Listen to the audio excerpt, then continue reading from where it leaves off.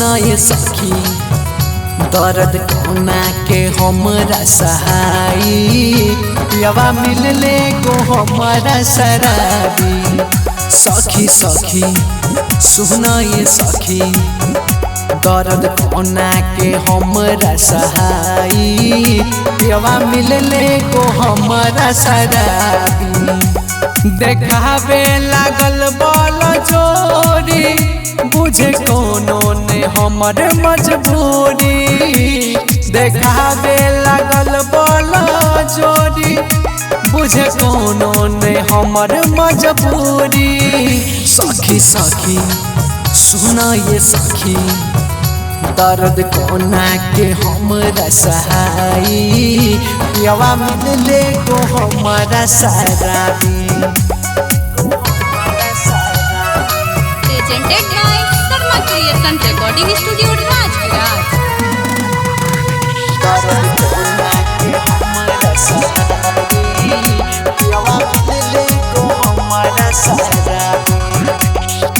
जानू जानू कही केहू बोलावे, जानू कही केहू बोलावे, जानू जानू कही केहू बोलावे, जाके उड़ी बिया बुतावे।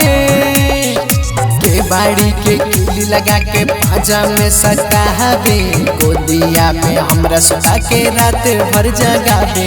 कबो नीचा करे कबो ऊपर, राजा मजा मारे में बड़ा सुपर। सखी सखी सुना ये सखी दर्द कोना के हमरा सहाई पियवा मिलले को हमारा शराबी।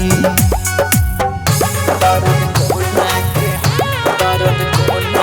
हमरा सहाई पियवा मिलले को हमारा शराबी। पियवा मिलले को हमारा शराबी। सैया बड़ा बेदर्दी हमर सैया, बड़ा बेदर्दी हमर सैया।